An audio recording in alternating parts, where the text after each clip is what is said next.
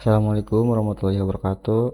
Nama saya Fikri Ananda dengan NIM 23 1011 403 483 dari kelas 06 TPLP 025. Pada kesempatan kali ini saya ingin mempresentasikan hasil proyek akhir dari mata kuliah teknik kompilasi, yaitu terkait compiler mini atau mini compiler. Nah, mini compiler di sini saya menggunakan bahasa daerah saya sendiri, yaitu bahasa Sunda ya. Jadi saya membuat Sunda script compiler. Nah, jadi di sini proyeknya saya sudah push ke GitHub. Nah, jadi Sunda script mini compiler ini adalah proyek kompilator berurutan kecil yang dibangun sebagai eksperimen dan implementasi praktikum untuk ranah ilmu teknik kompilasi. Nah, proyek ini mendemonstrasikan bagaimana tahapan kompilasi perangkat lunak dilakukan dari hulu ke hilir, mulai dari proses lexical analisis hingga code generation. Nah, di sini untuk proyeknya memiliki beberapa fitur utama ya. Yang pertama ada sintak lokal Sunda dasar. Nah, ini tuh fungsinya untuk mendukung kata kunci pemrograman esensial yang diubah ke bahasa Sunda, seperti lamun untuk logika, untuk kondisi logika, bahasa untuk perulangan, cetak untuk mencetak output, atau kalau di iniin bahasa bahasa ininya print. Nah, terus yang kedua ada fitur standalone binary. Nah, ini tuh dilengkapi dengan pengaturan pemaketan sehingga script Sunda ini dapat didistribusikan sebagai satu file executable installer atau file.exe. Nah, yang langsung dapat dijalankan di ekosistem Windows. Nah, yang ketiga ada fitur pipeline kompilasi murni. Jadi alur kerjanya menerapkan arsitektur kompilator klasik yang terbagi dalam 7 fase dokumentasi. Nah, untuk 7 dokumentasinya, yang pertama ada fase desain ya, desain bahasa gitu. Nah, jadi pada fase pertama ini dilakukan perancangan tata bahasa atau grammar dan pemetaan kosakata dari bahasa pemrograman Python standar ke dalam bahasa daerah Sunda. Nah, tujuannya untuk ngedesain bahasa ini untuk mempermudah logika pemrograman bagi penutur bahasa Sunda, namun tetap mempertahankan alur logika yang komprehensif layaknya bahasa pemrograman modern. Nah, untuk pemetaan utamanya di sini ada 3. Yang pertama ada percabangan. Jadi di sini percabangan itu menggunakan lamun atau if gitu ya, dan munte atau else. Nah, yang kedua ada operasi input dan atau output. Di sini menggunakan cetak atau print untuk output dan asupkan untuk input untuk menerima masukan dari pengguna. Yang ketiga ada logika dan nilai. Di sini menggunakan leres untuk true, lepat untuk nilai false, jeng untuk n, dan atawa untuk or. Nah, untuk fase kedua ini di sini ada lexical analysis atau lecture. Jadi ini bertugas untuk membaca kode sumber Sunda script berupa teks mentah atau string, lalu memecah dan mengklasifikasinya ke dalam potongan-potongan kecil yang disebut token. Cara kerjanya terbagi menjadi 4 tahap. Yang pertama adalah lecture menggunakan modul regular expression atau regex bawaan Python atau RE untuk memindai karakter demi karakter. Terus kemudian setiap kali menemukan kecocokan pola, misalnya pola angka /d plus atau pola kata huruf abjad A sampai Z gitu, teks tersebut dibungkus menjadi objek token. Nah, terus lecture akan memisahkan apakah sebuah kata adalah keyword seperti lamun atau citak, atau sekedar identifier nama variabel gitu. Terus yang terakhir, spasi, tab, dan komentar akan diabaikan atau di skip agar tidak membebani proses selanjutnya. Nah, terus fase ketiga ini ada sintak analis atau parser. Nah, setelah proses lecture tadi, tag berhasil pecah menjadi kumpulan token. Nah, terus selanjutnya tugas parser ini adalah untuk memastikan urutan token tersebut masuk akal dan sesuai dengan aturan tata bahasa sintak dari Sunda script ini.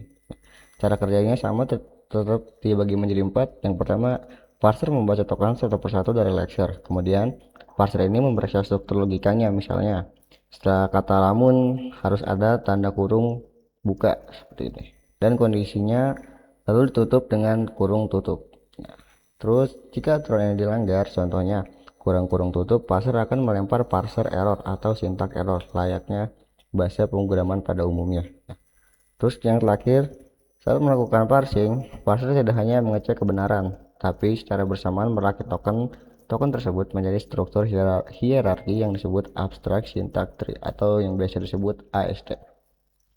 Lanjut ke fase 4, di mana fase 4 ini Abstract Syntax Tree ya, AST tadi.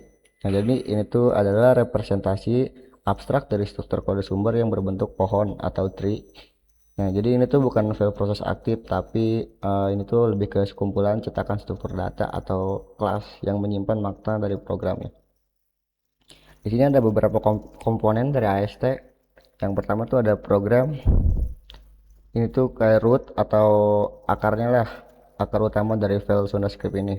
Kemudian ada print statement, di mana ini yaitu node yang menyimpan instruksi cetak atau print. Terus ada if statement, di mana ini node yang menyimpan kondisi, instruksi jika leres dan instruksi jika lepat, false or true. Kemudian ada binary op, jadi itu node matematika yang memegang nilai kiri, left, simbol plus, min, kali, slash, dan nilai kanan, right. Kemudian ada identifier dan literal, ini node penyimpanan nilai variabel dan angka konstan. Kemudian fase kelima ini ada semantik analis. Nah, jadi setelah struktur AST tadi terbentuklah tata bahasanya dianggap benar. Kemudian kompilator perlu mengecek makna atau semantik dari kodenya. Kode yang tata bahasanya benar belum tentu logikanya benar secara teknis komputasi. Nah, jadi tugasnya si semantic analyzer ini yang pertama untuk pengecekan variabel. Nah, ini tuh akan berjalan menelusuri AST untuk memastikan tidak ada pemanggilan variabel yang goib atau tidak ada gitu, atau yang belum pernah dideklarasikan. Nah, yang kedua ada simbol table.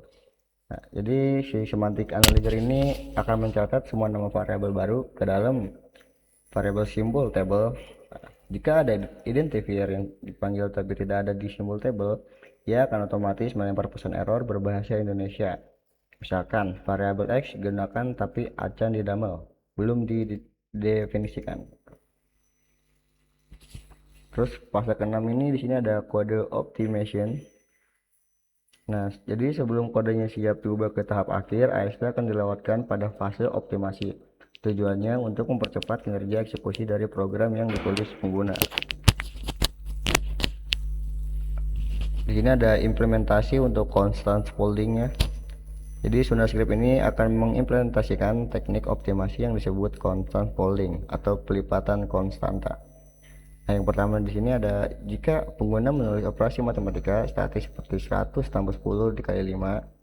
Nah, terus daripada menyuruh komputer menghitung angka mati ini berulang-ulang setiap kali program dieksekusi, optimizer ini akan menghitung hasilnya langsung di dalam compiler saat proses builder gitu.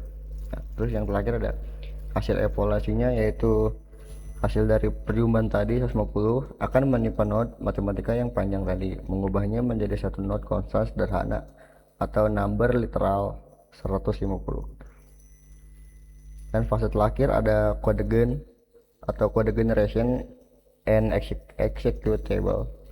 Nah, fase ketujuh ini adalah mengubah pohon AST yang sudah dioptimasi kembali menjadi kode yang bisa dijalankan oleh mesin code generation. Nah, strateginya sort to sort. Nah, jadi si SundaScript ini menggunakan metode transpilasi sort to score compiler. Modul kode gen P ini menelusuri AST dan mencetak string berisi kode Python murni. Python dipilih sebagai target karena portabilitas dan kestabilannya.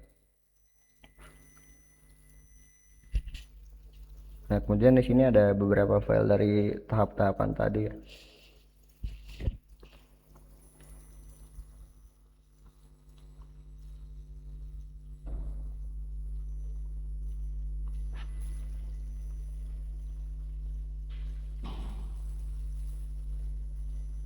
Jadi itu untuk semantiknya, terus diproses ke token gitu.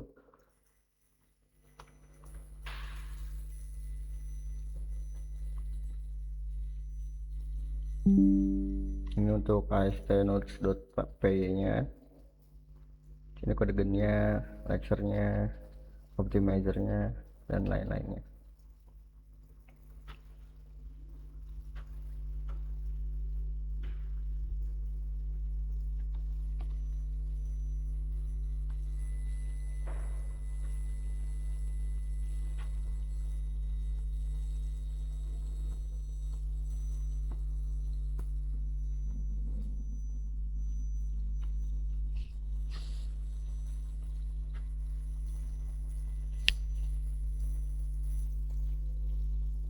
Nah, jadi di sini ada panduan untuk cara memakai si Sunda compilernya ini. Nah, script utama penggerak komputer ini adalah file Sunda PY yang tadi saya lihatin. Nah, semua perintahnya dijalankan melalui antarmuka baris perintah atau CLI bawaan script ini. Nah, untuk menjalankan script secara langsung, perintah jalan digunakan untuk mengeksekusi file kode berekstensi .sunda secara langsung ke dalam memori komputer. Nah, jadi itu cocok untuk tahap pengembangan atau testing run gitu. Nah, ini untuk perintah di terminalnya. Kemudian di sini ada membangun aplikasinya atau .exe gitu. Nah, perintah release digunakan untuk mengompilasi dan memaketkan script .sunda menjadi sebuah aplikasi .exe menggunakan perintah seperti ini. Nanti akan otomatis terbuat file exe-nya gitu. Nah, untuk setupnya di sini mesin kompilator SundaScript membutuhkan Python 3 dan library pembungkus yaitu pinstaller. Ya. Jadi untuk tahap pertama instalasi pustaka pembuat file eksekusinya dulu, yaitu dengan menjalankan perintah pip install pinstaller di terminal text editor kalian masing-masing. Nah, kemudian yang kedua pastikan file kode target, misalnya ujian underscore akhir Sunda berada pada satu hierarki direktori yang sama dengan mesin kompilator untuk mempermudah akses terminal. Nah, ini untuk contoh struktur repositorinya atau contoh struktur datanya seperti ini untuk mempermudah gitu. Jadi si terminal itu bisa tahu lokasi filenya di mana. Mungkin segitu aja dari saya untuk presentasi terkait project mini compiler kali ini. Kurang lebihnya mohon maaf. Assalamualaikum warahmatullahi wabarakatuh.